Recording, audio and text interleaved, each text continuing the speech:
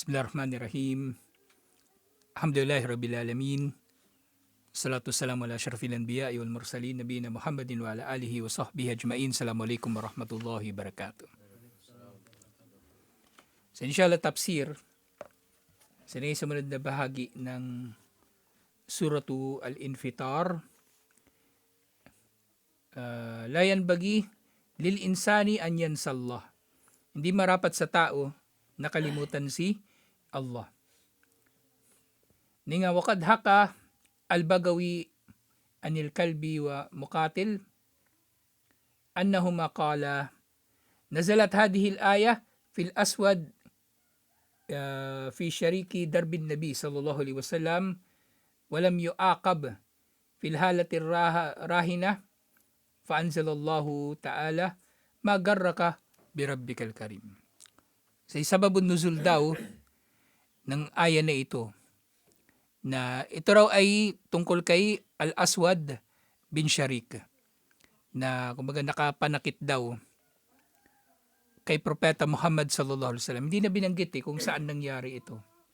Kasi doon sa Uhud, alam natin ang nakagawa nito si Ubay bin Khalaf, yung kapatid ni Umayyah. Pero siguro ito sa Makkah ito tinutukoy. So, kabilang sa mga nanakit kay Propeta Muhammad sallallahu alaihi wasallam katulad ni Uqbah bin Abi Mu'ayt, itong si Sharik. Pero nga hindi na sila gumanti kay Al-Aswad ng anuman. Kaya ang ipinahayag na lang ni Allah na magarraka bi rabbikal karim. Ano ang nagdulot na malinlang ka palayo mula sa iyong Panginoon na mapagbigay. Alladhi khalaqaka fasawwaka fa'adalak, yung sunod na aya. Kapag itong mga sumunod na aya, inilarawan si Allah kung ano yung kanyang ginawa para sa tao na nakalimot sa kanya. So nung nagdulot na mailigaw ka palayo sa iyong Panginoon na mapagbigay, si Allah subhanahu wa ta'ala. Magarraka bi rabbikal karim alladhi khalaqaka fasawwaka fa'adalak, na siyang yung khalaqaka lumikha sa iyo, fasawwaka at binigyan ka ng hugis, fa'adalak at ang hugis na ito ay hugis na kumbaga maayos o kumbaga may tamang sukat. Yun nga sa hugis ng tao. Kasi Allah subhanahu wa ta'ala, hindi niya nilikha yung mga tao na, kumbaga, maring merong mga may kapansanan, pero karamihan sa mga tao, di ba, may dalawang kamay, may dalawang paa, na hugis na nagagamit nila na sila ay makapamuhay ng maayos dito sa mundo. Ay, magarraka bir rabbil karim, alladhi khalaqaka fasawwaka fa'adalak, ay ja'alaka sawiyan mustaqiman. Dinulot ni Allah na ikaw ay nasa kumpletong anyo na nakakatayo ng diretso. Mu'tadil kama. Muntasibuha fi ahsani al-hayat wal ashkal. Na nilikha ka ni Allah sa pinakamainam din na hugis. Na yung sinasabi ng mga physiologists na yung hugis ng tao talaga akmang-akma ay sa kanyang pamumuhay dito sa mundo. Maaring yung tao mas mahina kaysa sa ibang hayop, 'di ba? Maaring mas mahina. Halimbawa niyan, yung mga ibang unggoy, yung hugis ng paa nila parang kamay din. Yung paa natin, wala, paa talaga diretso yung. Pero yung hugis kasi ng paa natin, may silbi. Oo, may advantage yung mga unggoy kasi kahit paa nila, pwedeng kumapit sa puno. Kaya nga yung unggoy, pwede lumambitin na nakatiwarik, kinakabaligtad. Kasi yung paa nila, parang kamay din. Pero yung paa natin, kaya ganun yung hugis niya. May silbi yun kasi kapag naglalakad tayo ng malayo, o tatakbo, lalangoy, at iba pang paggagamitan. So ano talaga, kumbaga sinadya ni Allah yon. Kaya isipin na lang natin, di ba, limbawa, paano kung yung paan natin parang hugis kamay din. Paano ka magsasapatos o tsinelas? Di ba, mahirap suotan ng yun, ng sapatos o tsinelas. Yung mata ng tao, di ba ibang hayop, may mga ibon, yung pananaw ng mata nila, hanggang sa likod nakikita nila eh. Hindi na kailangan lumingon-lingon tanaw nila. Pero yung tao, diretso lang talaga yung paningin niya eh. Pero diretso yung paningin na yun, pero mas malayo naman yung nararating ng paningin ng tao. At iba't iba pang mga advantage na meron yung tao. Lalo na sa utak o isip ng tao. So nilikha ni Allah yung mga tao sa mabuting anyo.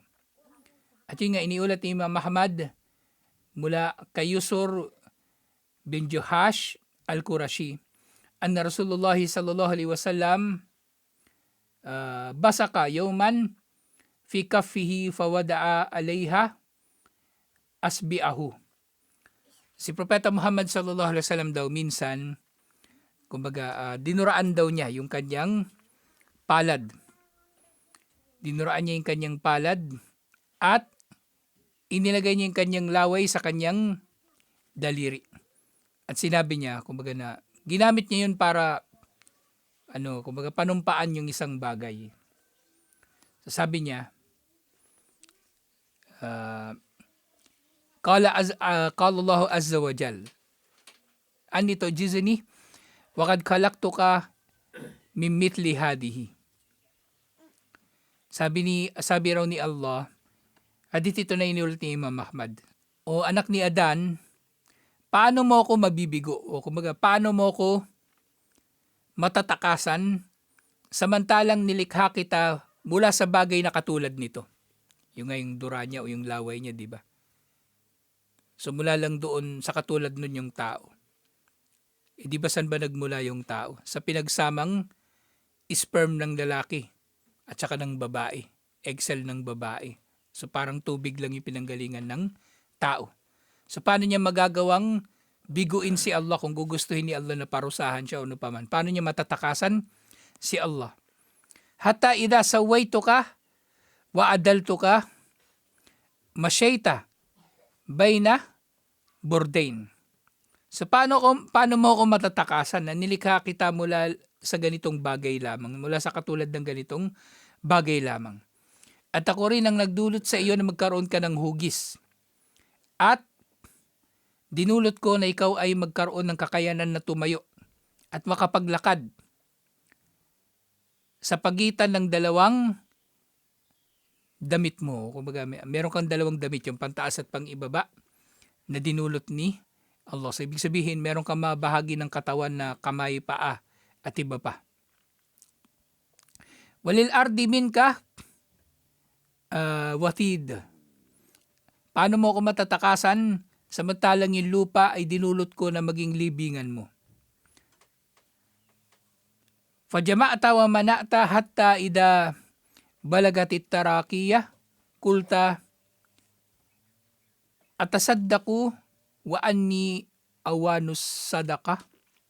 So paano mo ako matatakasan sa kabila ng lahat ng kumbaga bagay na ito na kumbaga napakahina mo kung hindi dahil sa pahintulot ko. Na sa kabila nga ng lahat ng yun, nagtipon ka ng yaman at ipinagdamot mo ito. Hanggang sa nang dumating na o umabot na ang iyong kaluluwa. Malapit sa iyong lalamunan dito. Kumbaga yung kaluluwa lalabas na sa kanyang katawan. Kumbaga walang tukoy kasi na paraan eh. Kumbaga kung saan lalabas yung katawan. Pero kapag mamamatay na raw yung tao, ganito yung pagkakalarawan. Hatta idabalagatit taraki. Kapag ito raw ay aabot na sa taraki, itong dalawang buto natin dito. So paano mong nagagawa lahat ng yan? Tapos sasabihin mo kapag mamamatay ka na, magsasadaka na ako ngayon. Pero paano pag magkakaroon ng panahon ngayon ng pagsasadaka, gayong mamamatay ka na?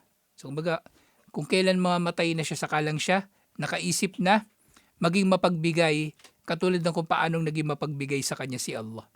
Naging mapagbigay sa kanya si Allah eh. Binigyan siya ng hugis na tao, maayos na hugis at sa pamagitan nito nagagawa niya mga bagay-bagay.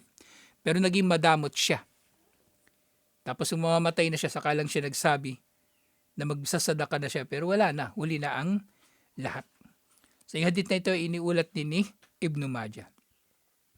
Ngayon karugtong nung aya, fi ayyi suratim ma sya'a rakkabak. Na si Allah binigyan kanya ng hugis at ginawa kanyang kumbaga diretso na hugis tao.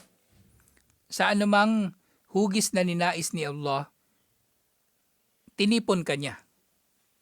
Nilagyan kanya ng ulo, nilagyan kanya ng kamay, at iba pa. Na dito, iniulat sa mga tafsir, na sinabi ni Mujahid, fi ayyi syubhi abin aw ummin aw khalin aw amin. Na yung hugis daw dito na tinutukoy, na yung tao kapag ipinanganak, maaring siya ay magkakaroon ng mga katangian na katulad ng kanyang ina o ama o uncle sa mother side niya o father side niya. Kasi kumbaga mamanahin niya yung mga katangian nila. So maaring maitim din siya, maaring matangkad din siya, o pandak o maputi o napaman na mga hugis na ginusto ni Allah para sa kanya. At kaugnay nito, sinabi ni Abu Hurairah radhiyallahu anhu, anna rajulan qala, sinabi rin ng isang lalaki, Ya Rasulullah, inna imraati waladat gulaman aswadun. So meron daw nagre-reklamo. Sabi ng isang sahaba, o sugo ni Allah, yung asawa ko, nagkaanak ng baby na maitim. Di ba meron niya sa Facebook? Nagre-reklamo yung tatay. Ba't negro yung anak ko? Hindi naman kami negro mag-asawa. Iniisip niya baka nasalisihan siya. Sabi ni Propeta Muhammad sallallahu alaihi wasallam, hal laka minal ibil? Hal laka min ibilin? Sabi ni Propeta Muhammad sallallahu alaihi wasallam, meron ka bang camel? Sabi niya doon sa lalaki. Kala naam.